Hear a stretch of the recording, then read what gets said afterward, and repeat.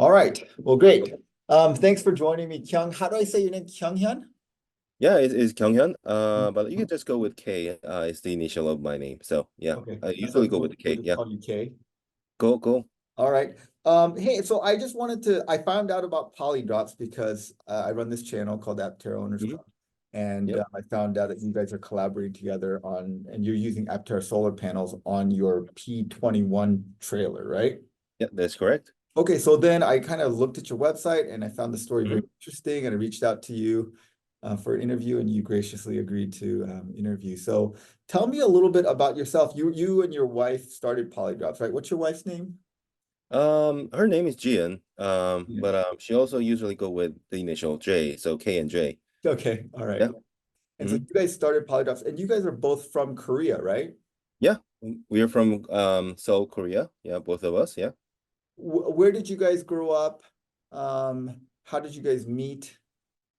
Well, that's a pretty long story because Okay. we've been in a relationship from 2009. We both grew up in Korea, so Seoul, Oh, okay.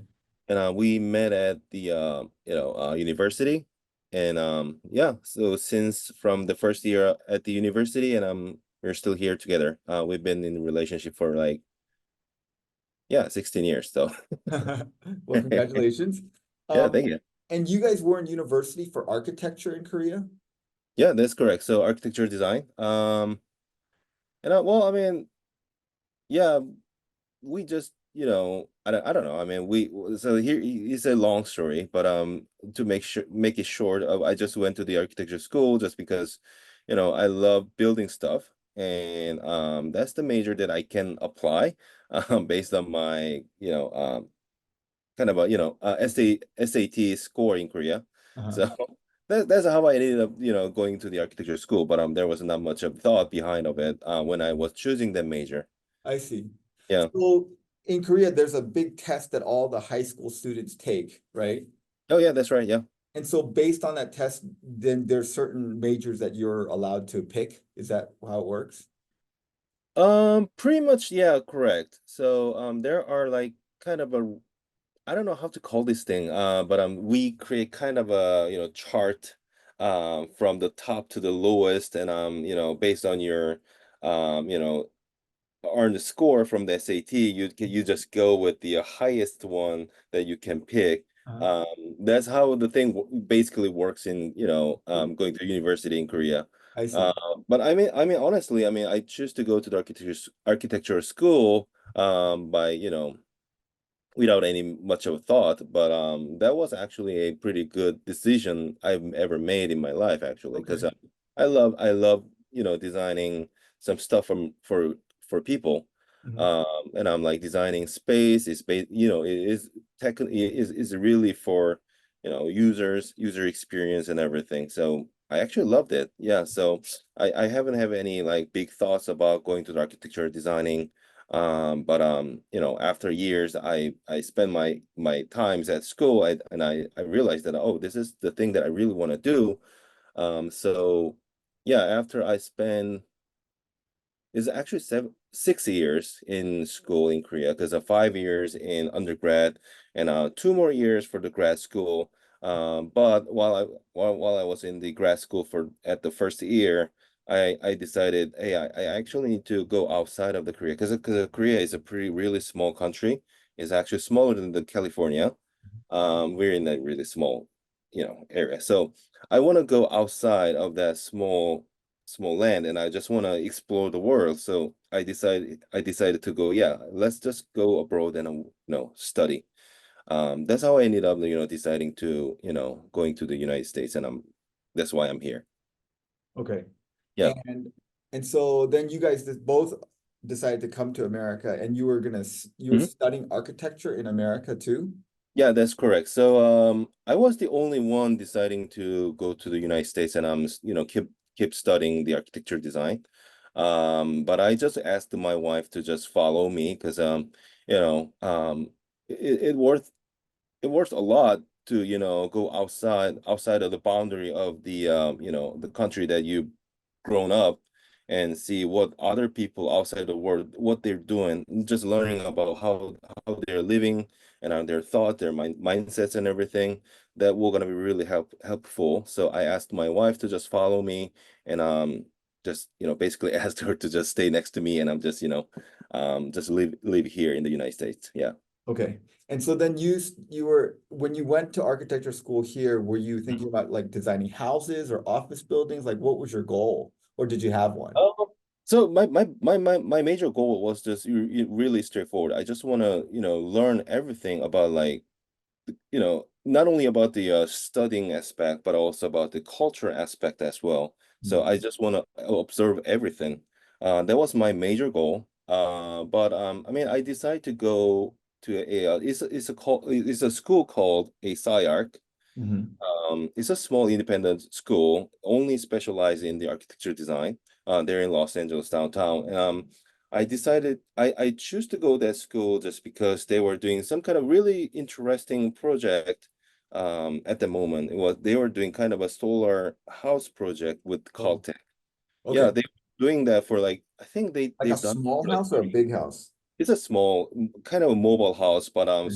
solely powered by the solar powered and everything. So Caltech does all the electronical parts and everything, Mhm. and SciArc brings the design part of the house, and they were actually building the house every year. Okay.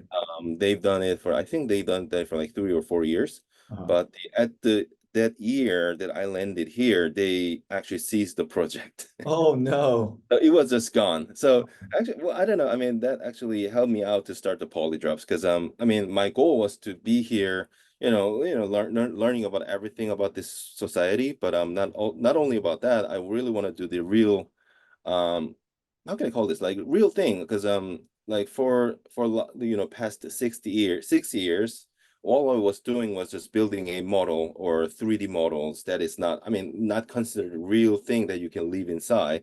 Mhm. But SciArc was at the moment was doing a real thing that can put people inside. Yeah. So that's the thing I really want to do. But they at the moment they just canceled the project. Mhm. So that's actually ended up how I started the Polydrops. It wasn't my student project actually. It Okay. wasn't. It never started as a business at all. Great.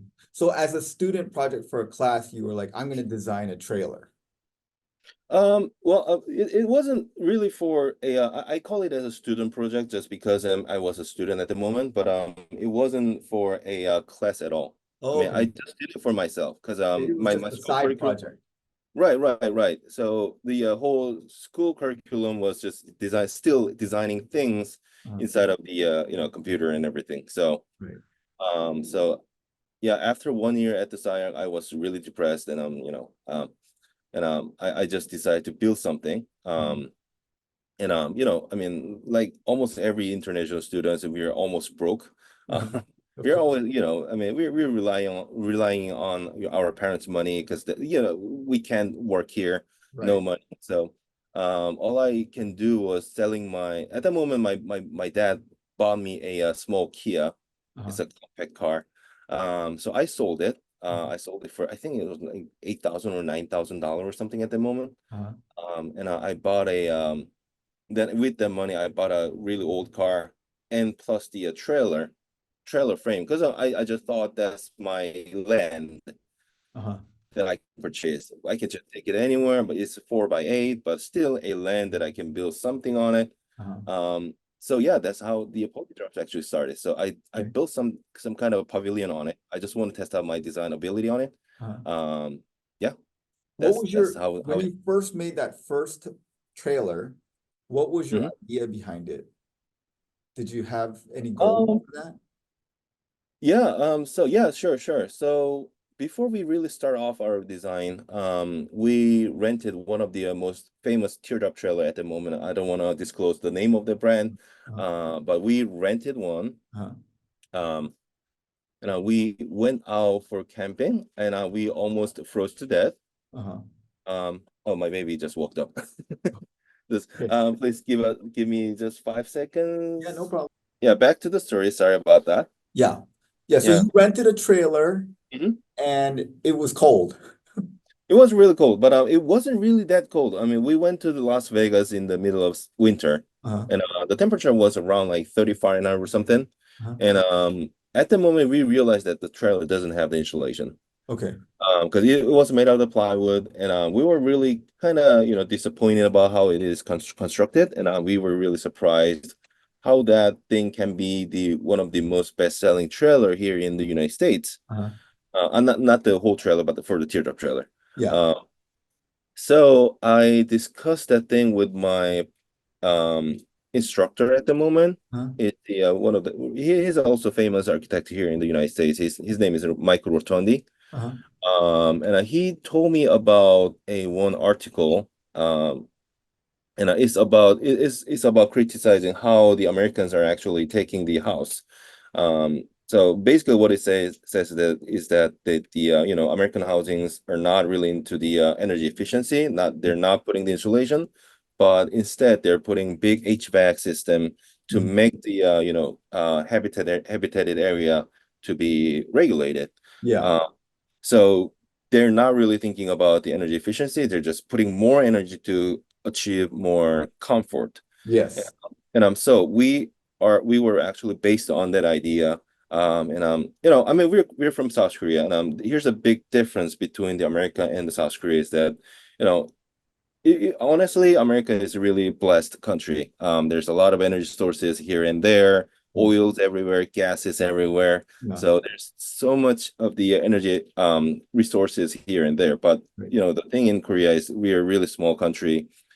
There's not much, almost zero oils in our country. So Right. You have to everything import all energy. yeah, we have to import all the energies, but the thing is, on the north side, we have North Korea, so Mhm. we are basically on an island. We Yeah. have to ship everything to our country, and if there's any conflict around us, if they block our the shipment through the sea, we are actually done. So Right. it is really connected with our national security. Uh-huh. So all the citizens in South Korea are taught to be really energy efficient as much as possible because that will gonna be really directly connected to our how we're gonna survive. Mhm. And we're surrounded by the one of the most powerful country in the world like Japan, China, and Russia.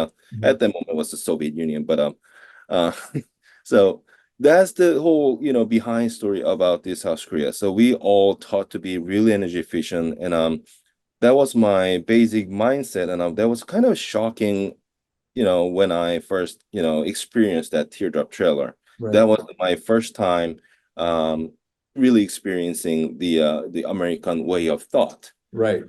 I mean, it works sometimes, and most of the times that mindset actually works. Uh-huh. Um, but at least for camping or for the living, Uh-huh. or for our future, implementing the energy efficiency idea will going to be really beneficial for all of us. Yes. So yeah, that's what I learned, and how I started to putting that idea into the polydrops. So the first design, it had the insulation. It didn't have that much, but the first one we made, it was made of the plywood, but we were starting putting the insulation Uh-huh. all around the trailer, and yeah, that is still going on with our products these days. Yeah. Okay. And then later on, so what was your first trailer? So, well, it exactly still looked like a I don't know. You can just go to the Google and just type P17, Uh-huh. uh, P17A1. That was direct successor from our very first Polydrop trailer. So it is really angular, kind of a Cybertruck looking thing. Okay. Yeah, that was from 2017, but it was made of the plywood at the moment. It was colored yellow. Uh, uh, yeah, because oh I'm sharing the screen oh here. okay, cool, cool. Oh yeah, that's the one directly from our first model. This one right here. Yeah, It that does- exact one. You're right. So It does same, look a lot like a Cybertruck. yeah, it was, but that moment it was made out of plywood, but in the yellow color. Mhm. Uh, we just choose to make it yellow just because the car parked next to us. We were living in the apartment, but the lady next to us has the Mini in a yellow color, and we loved it, so we Uh-huh. just colored it yellow. But yeah, but basically it's the same trailer. Yeah. Okay.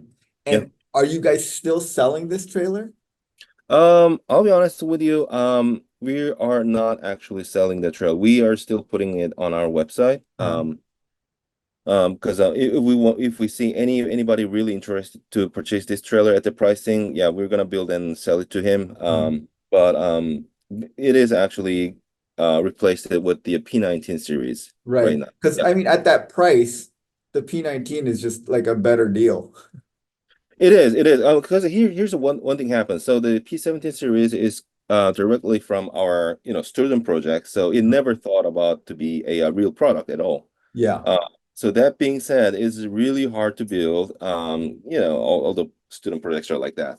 Mhm. Um, Really hard to build. It costs a lot. Uh-huh. Um, so it's not a good product to be a mass produced. But the P19, we actually, thought a lot about how we can make it more simple, more simplified, and how we can make it more, implement more kind of a automated part, manufacturing for the trailer. Okay. So the P19 can lower the price aggressively. That's how we achieved on the P19. But in the spec wise, is sharing same footprint size, but so a little bit more less insulation, but there's not much of the difference between them.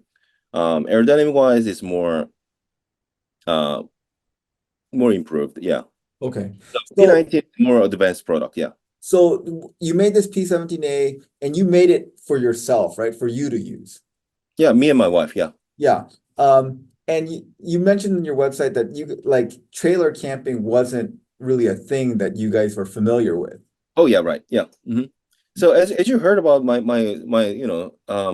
story, how we started, building the trailer, we were not really built this stuff to go for camping. I want to build something to, occupy people inside Yeah, you myself. wanted to build Uh, something that's actual you could touch and go inside. mhm. Yeah. So that's how we started. Yeah,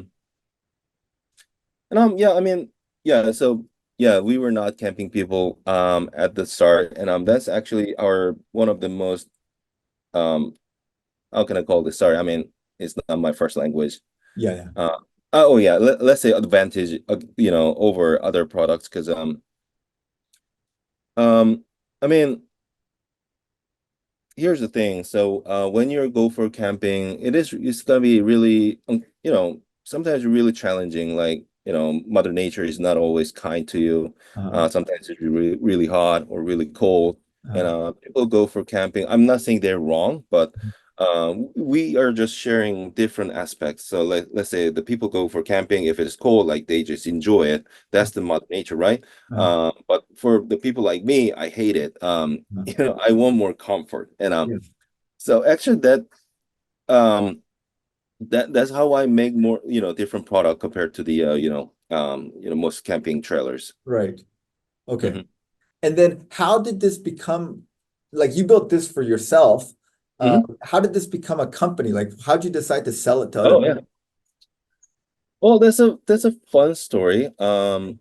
So So I think it was back in 2018. So I was building another project at school. So when you check the map, the SciArc is inside of the one of the busiest street inside of the downtown LA.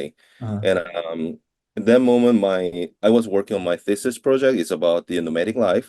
Uh-huh. Um, and I asked my school to build another trailer for my thesis project inside of the school boundary because that's going to be my model for to present at the thesis project. And I asked my school, hey, I want to build a trailer, but they said no, you can't. I mean, you can't build any trailer inside of the school building. Okay. Uh, so I told them, hey, I need to build something for my thesis project. So they said, okay, you can take some spot at the parking lot. So Okay. I took the spot and I start building some kind of interesting looking trailer, um, at my point of view. And that actually um, attracted one of the angel investor to me. I And see. he He just asked me, drove by and saw it. Yeah, he drove by. I mean, he was walking by, and Uh, he asked me tons of questions. But just like any other angel investors, he didn't dress a lot nice. He looked like a homeless person. But his eye was has power, so, and that actually dragged me to do some conversation with him. He asked me a lot of like weird question to me. Like he asked me, "What's your goal in your life, and why you're doing this? What is this? And uh, what are you trying to achieve with this project?" uh, And I just threw everything to him. uh, And he introduced me to his startup incubator. okay. And I went there. I met tons of interesting people there. Uh, And he even and at the last, and he asked me to start a business out from my thought. So okay. yeah, so that's how we actually started. And I mean, at the moment I was really hopeless. Um, I don't know. I mean, I was just doing whatever I want, but I was also has a concern about how I'm gonna survive after the school. I can't Yeah. live on my parents' money forever. Right. That's the dumbest thing you can do. Uh-huh. Um, so I was really hopeless at the moment. But I mean, he asked me to start a business, and I was like, hey, I think it sounds really cool. I never thought about that, but Yeah, why don't I do it? Yeah. sure. So that's So how the Polydrops became a business. Yeah. how much money did they give you to start this business? Or are you able Um, to say that? so he never gave me actual money to me, but he actually gave me some more valuable things. So he gave me some space inside of the warehouse for free, Uh-huh. or like 4 months or something. Uh-huh.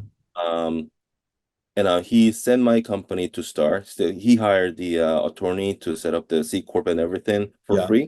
Hmm. So yeah, he didn't give me the actual money, but he support me to start a business, and let me start building trailer and sell it to the people. Oh, okay. Yeah. So so I mean, obviously that has some significant monetary value what he gave you. Um, Mhm. but you basically you put your own money to build the first trailer and then you Oh yeah. sold that trailer and then you used the profits from that to make the next trailer and you kind of just Yep. did that. Yeah, exactly. Okay. That's how I started. And also one more valuable thing he actually done was introducing a lot of VC to his startup incubator. Uh-huh. Uh, that is, you cannot purchase that. I mean, like inviting those amount of VC is most valuable thing that you can get as the very early startup company. Uh-huh. And eventually we got a VC on board from Okay. that incubator, and that's how we graduated from there. And Okay. I'm And really, then yeah, those venture capitalists, they gave you some money yeah, they did, yeah, $100,000 as a pre-seed investment, yeah, uh-huh. and that was really enough for us to get our own warehouse, and get some actual machinery to start building the trailer without really putting our blood and sweat. Yeah. Yeah, you got like some more automated some equipment and stuff. That's right. Yeah. Okay. And is that basically the only investment you've taken? Is that one-time investment? No. Well, so I'm not really good at like memorizing all the numbers. Uh-huh. And I'm on the road, so Sure. sorry, I'm not really prepared right now for Yeah, answering no, no every. problem. But yeah, after the $100,000, we've got um two more rounds, and Uh-huh. total investment gonna be around like $1 million into our company. Yeah, somewhere there. Yeah. Okay. All right. All right, great. So yeah, you met a guy, he helped you out, Mhm. and then you found a venture capitalist, you've done a couple more rounds, and Mhm. now you are a fully functioning company, right? Yeah, yeah, we're actually generating money right now.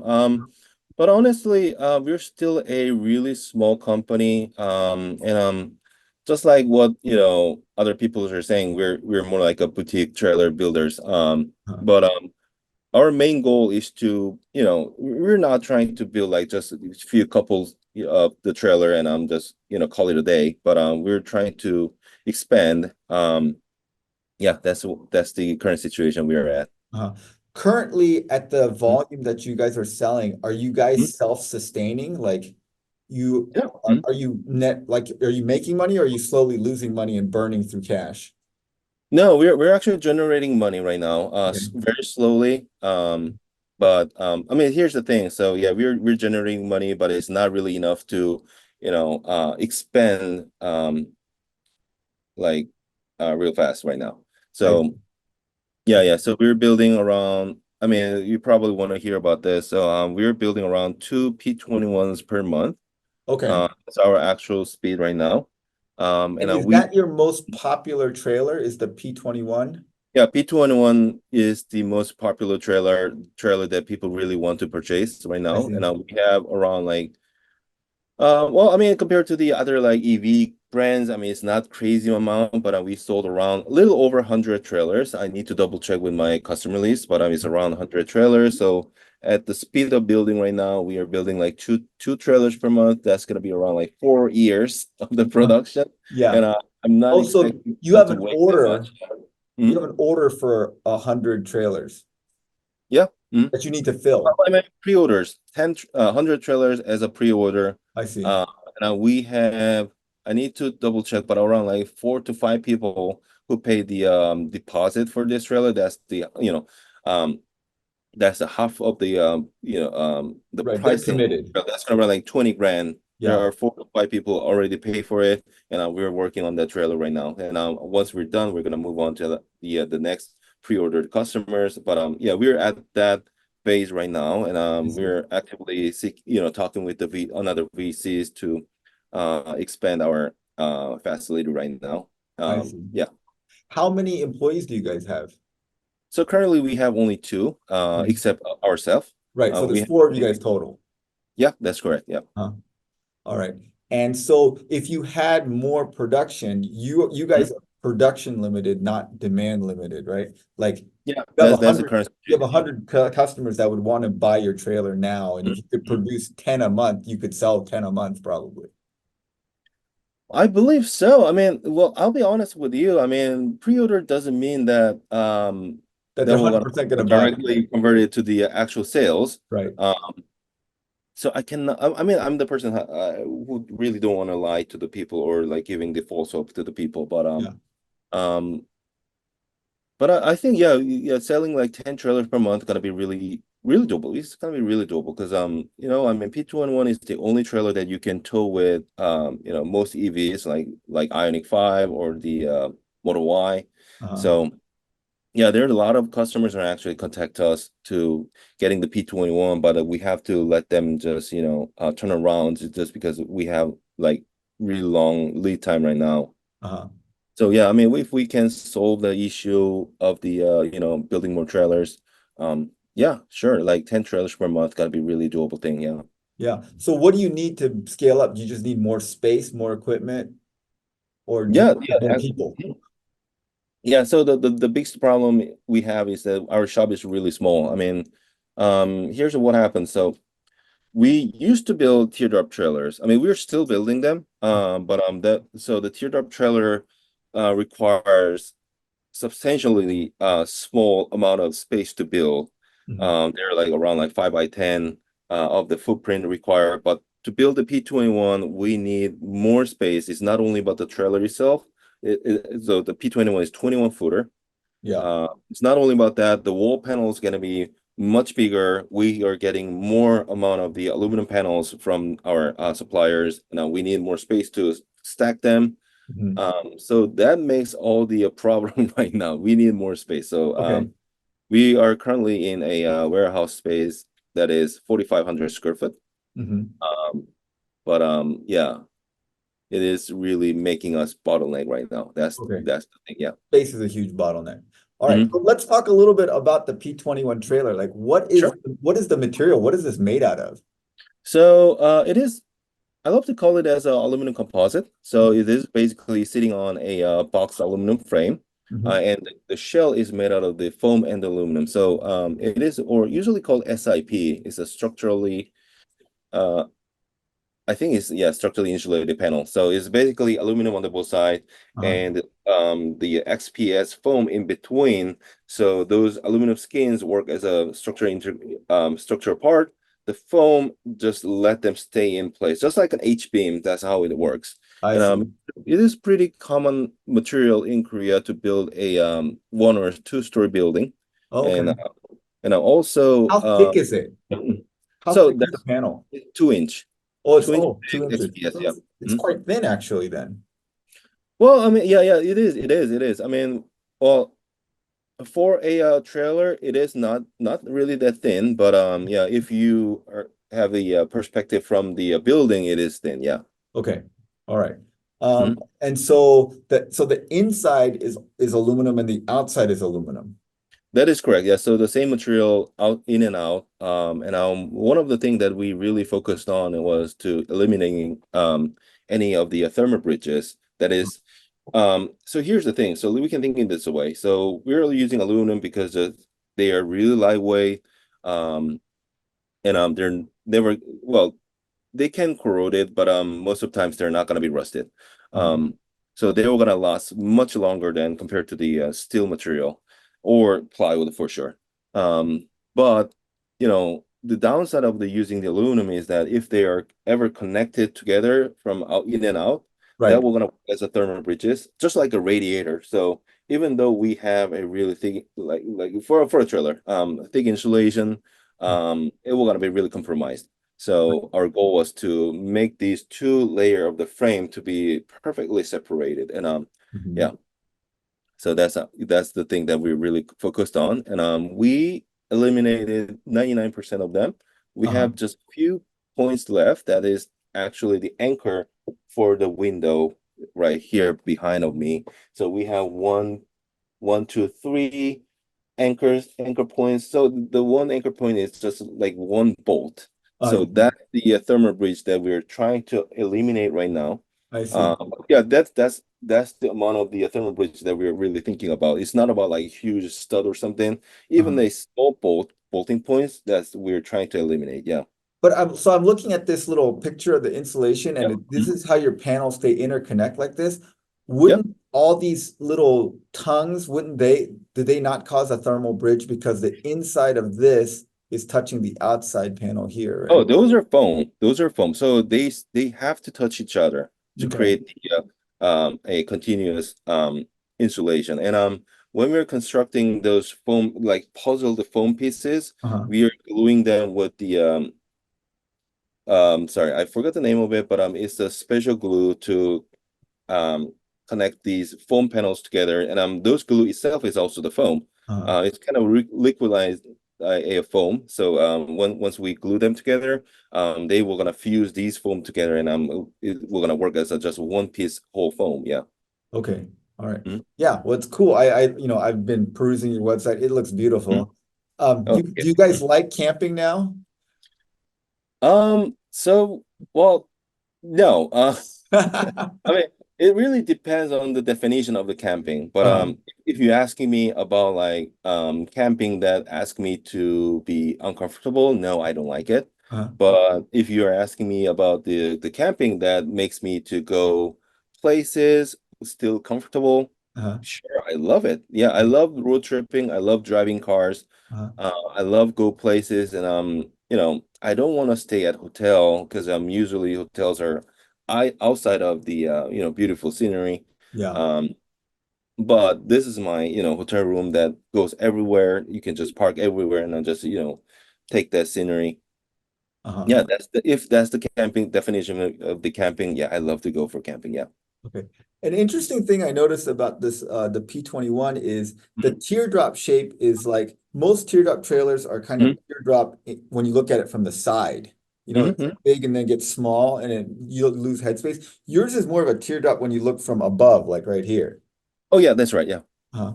And so Mhm. why did you decide to do that? So yeah, we were using CFD program, and I learned, I mean, the thing is, I learned how to use the CFD program by from my hobby. I mean, one of my hobby was building a RC airplane, and Okay.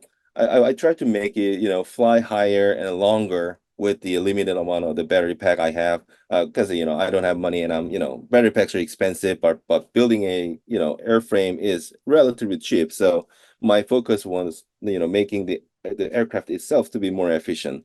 Uh-huh. Um, and I'm adopting the same idea to the trailer. And my safety program actually suggests to make the trailer, the teardrop trail, the shape to be looked from the top is more efficient. So that's how we ended up. Yeah, that's the reason why. I mean, my goal is to just make it aerodynamic as much as possible, and it turned out, just making it sharp on the front and the back, just like a boat. Uh-huh. It's more efficient than compared to the traditional teardrop shape. Okay. Mhm. When you guys go, you're in a P21 right now, is that what you're in? Yeah, yep, that's right. And what's pulling you guys right now? What's the vehicle pulling you? It's the Ionic 5 XRT. Yeah. Oh, really? Okay. Yep. And what kind of range hit do you take when you're pulling the trailer with the Ionic? So, well, I mean, if anytime my customer asked, I always just give them kind of an EPA rating. I mean, it's not a real EPA rating, but we consider it as an EPA rating. Uh-huh. Uh, so the number you're gonna see, we're gonna be around. I need to check the video, but I think it was 2.7 mile per kilowatt hour, right? 2.8. So, all right. Uh-huh. So, sorry. I need to Okay. ask my wife. But in the real life, when I'm driving around, especially outside of California, I drive at 65 mile per hour. Then you're gonna see around like 2.5 to 2.6 mile per kilowatt hour. So While pulling the trailer? yeah, while towing the trailer, yeah. Oh, really? Yeah. That's that's quite good. That is quite good. So yeah, in the real life, I can do usually around like 150 miles without charging the car 100% and depleting to the 0%. Uh, Like around, so what I do is 80 to 20%. I can uh, still do 150 miles. between And charges. yeah, between charges. Okay.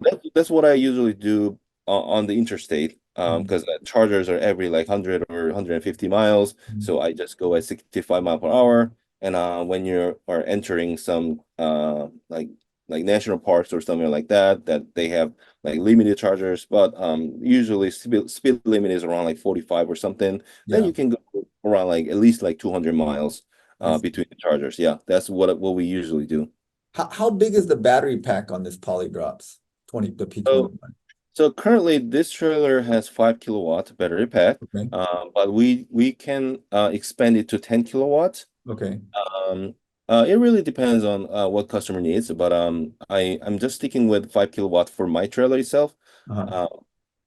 Uh, just because I mean that's more lighter. That's Yeah. important for me because I travel within the city limit as well. I mean I Uh-huh. love go places where people are walking around and I'm just exploring. I mean I always focusing on the culture aspect as well. So I Mhm. love. I'm not only traveling to the nature. Yeah. Uh, area, but I also travel to the city area as well Uh-huh. to see how they're living. And do Uh, they let you park a trailer inside the city? yeah, Oh, yeah. okay. So I'm actually inside. Right now. I'm actually at the Old Town Pasadena. Okay. Uh, they allow me to park here for 2 hours. Uh-huh. I just leave my trailer here. I just walk around. I went to coffee shop. That's what I love to do. And this trailer at the moment be my baby's like kind of a diaper changing station, Uh-huh. or just sitting here and then work like this. Uh-huh. Yeah. So anyway, so the back to the story, I'm just keeping 5 kilowatt battery pack just because it is more lighter and that's gonna be really convenient at the charging station inside Uh-huh. of the city like rural area. Uh-huh. Because most of the times you have to take the trailer out from your vehicle and heavy trailer is nightmare. So Yeah. I'm just keeping my trailer light as possible. Got it. Got it. Yeah. Now, the if you put solar panels across the entire top of the vehicle Hmm. like this, that Hmm. is 920 watts. No, so 920 watts is the basic option. I see. Yeah, we're using generic panel for the basic option. I see. But so the picture you're seeing, that's the Aptera solar option. Uh-huh. That is rated for 1300 watts, I see. and yeah. Okay. Yeah, so let's get to that. How did you Okay. guys find out about Aptera and how did you guys talk to them about this? Well, so I met Chris, the one of the co-founder of the Aptera, Mhm. at I think it was 2 years ago over at the it's called Tesla Takeover. I think that's the name of the Oh uh yeah. Uh-huh. yeah, I met him over there. Yeah. Uh, yeah, we brought our trailer. He brought the Aptera. I think it was one of the most, the very first prototype they ever built. They Yeah, brought it. yeah. Uh-huh. Yeah. Um, I, I, I met him and I just, say hi to him. I'm also the reservation holder, so I just Okay. introduced myself, Sure. and he was really kind, and he asked me to sit inside of the car, and I really enjoyed the car, and that's how we really started our conversation. And Chris also saw my trailer, Uh-huh. and we realized that we are sharing same idea, making things more energy efficient. Yes. We are Power just dynamics. yeah, we are just focusing on a different area. I mean, yeah, Mhm. Aptera is more focused on the vehicle aspect. We're more thinking about the habitation. So, but what we thought is that, hey, I mean, we're like similar kinds here, so why don't we collaborate? And that's how our actual conversation started. But we didn't really talked about like how we're gonna collaborate. Uh-huh. But one day, yeah, what you just idea came into me about like, hey, I mean, they're building a solar car, and they probably know how to build a solar panel. So Yes. yeah, but after a year or something from the show, I contact Chris, Uh-huh. and yeah, they were happy to custom build the panel for us. Uh-huh. So that's how it happened. Yeah. Have you received a custom panel from Aptera yet and put it on a P21?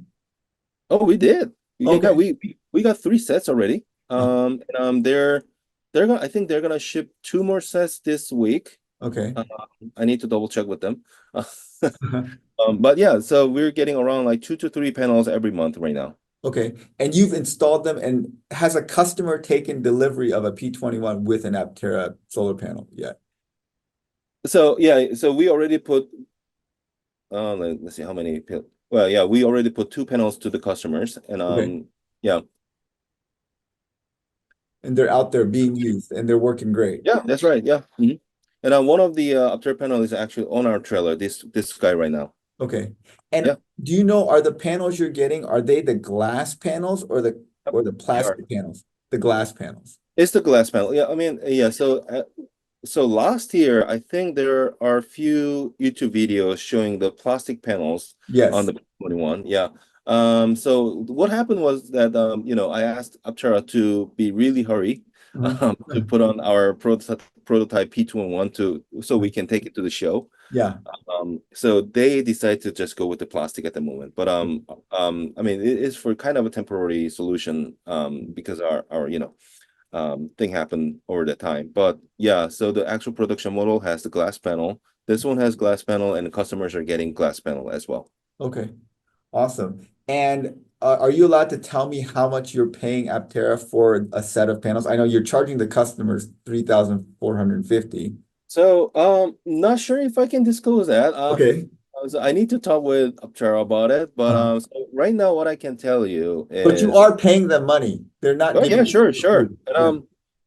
all I can tell you, I think, is, I mean, so the price point we're paying for them is kind of a high-end solar panel pricing. Uh-huh. Um, and I mean, we've talked with other suppliers actually. Uh-huh. Some of them are from like inside of the United States or even outside, like Malaysia or Uh-huh. China. Compared to them, Aptera is more expensive for sure. Uh-huh. But still, I mean, we decided to go with Aptera just because we love what they're doing. Uh-huh. That is really important for us. Uh-huh. So, supporting, ideas each other is really, kind of a thing that I really want to do. Yeah, yeah. Um, and also they are providing one of the best solar panel you can find on the market right now. So, Yeah. and it's not about the cell itself or the efficiency or not like that. But for the campers, I always need to think about the how can I call this? Durable it is. How long? Yeah, it's not about, not really about the durability itself, but how long it will gonna last. Yeah. Uh, because of these trailers gonna be exposed to like variable situations like the snow, like rainfalls for sure. I mean, and a lot of dirt and grimes, and it has to be easy to clean. Mhm. Yeah, those aspects. I mean, Aptera has the best solution. So yeah, we decided to go with this guys. Yeah. Right. It costs a little more, but it is the best. Yeah, it costs more. Yeah. But I mean that's what we're trying to do. I mean, so I mean it's not only about the solar panel itself, but let's say the installation as well. I mean, it costs a lot and it's not visible from like customers' view. But I mean what we're trying to do is to create a real, really good product as much as possible, even though they don't know what we're doing. I mean, it just make me more happier. So Sure. yeah, same for the solar panel. So Yeah. yeah, it is more expensive, but we want to go with the best one. Okay. So I know this is going to be a hard question to answer, but Okay. like let's Mhm. say you're taking the trailer camping, it's bright and sunny, and Mhm. you're using the AC, a little bit and you're cooking in it. How long do you think this trailer can go before depleting the battery? Yeah, right. Yeah, that's really hard Like, to can you answer. go for 5 days? Can you go for a week? Can you go for 3 days? Like how many days do you think you would be able to boondock, basically? I guess the Yeah. biggest thing is the AC, right? The AC would be the most, or heating would be the most Yep. energy intensive thing, right? Um, well, yeah, well, so here's the thing. So I can answer that. I can answer that, but the reason why it's hard to answer is that everybody has different lifestyle. Right. Uh, and some people use the AC for 24/7, some people just use the AC not so much. And some wanna still use the AC, even the outside is 75, Yeah. 75 and keep interior like 50 Fahrenheit or something like that. Right, right, right. Because of that, it's Yeah, it's really hard to hard to say. answer. But what I can answer is that based on my own experience, Uh, and so we basically never charge the trailer. okay. Everything powered by the solar. Okay. You Um, never have to plug it in. no need to plug it in. Yeah. Well, I mean, sometimes we need to plug it in if it is, cloudy, like when we travel to the Oregon area or the Seattle, Uh-huh. there's a lot of, like most of the times it's cloudy. So that moment we have to charge the trailer. But inside of the California, we really don't need to do that. And we actually did a really fun experiment at our home. We just left our trailer backyard, and the temperature was around like 80 to 85 Fahrenheit. And Hmm. we just turned on the AC and heat pump. Uh-huh. So we're gonna regulate the certain level of the temperature. And we just ran it for 24/7. And the trailer ran for 15 days without any issue. But after 15 days, it was cloudy for 2 days, so the trailer died. I see. So basically, if the if the sun is shiny, we're gonna just keep running. I see. Yeah. So the people that are ordering it, are most of the people ordering the Aptera solar panels, or are most of the people Mhm. just staying with the standard solar panels? So yeah, so around like 90 to 95% of the people they're purchasing the trailer with the Aptera panel. Okay. Yeah, yeah. So people who are buying P21s, they're the people who want to be really energy efficient. Mhm. It's not only about the being energy efficient, but they want to be, kind of a headache-free travel. Yeah. And they realize that being energy efficient is the way to achieve that goal. Yeah. So yeah, they go with the Aptar panel. Yeah. Yeah. Because they figure I'm spending 40 grand or 50 grand. What's an extra $3,000, right? Yeah, yeah, sure. It's not only about like comparing the pricing of how much it will gonna cost about like charging it, but they're paying the money to be more comfortable, like more convenient. You Yeah. don't need you don't need to worry about like going to the campground, and that actually gives you more freedom to go places. So there are a lot of like a public land. They don't have any service, no power. Um, but with the Upcharge Solar and the power system of the P21, um, you can just go places. Like you don't need to worry about that. You just go there, just park there, done. Yeah. So yeah, they're paying them money for that kind of convenience. Got it. All right. All right. Well, I think that's all I have for you. Okay, yeah, thanks. All right. Hey, thank you so much for taking time to talk to us. Hey, maybe Hmm? at some point I can come visit your factory. Sure. Yeah, yeah. We're in Glendale, California. So Yeah, it's I'm just like 60 miles east of you. I'm near Riverside. a Riverside. Okay, yeah, yeah, yeah. Sure. Yeah. So yeah. I'll stay in touch, and maybe if I have some time I'll come by at a time that's convenient for you and just kind of take a look around. and Sure. video. Yeah, you're always welcome. All right. Nice to meet you, Ken. All right. Thanks a lot for the interview. Yeah. Okay. Thank you. All right. Have a good day. Have a great day. All right.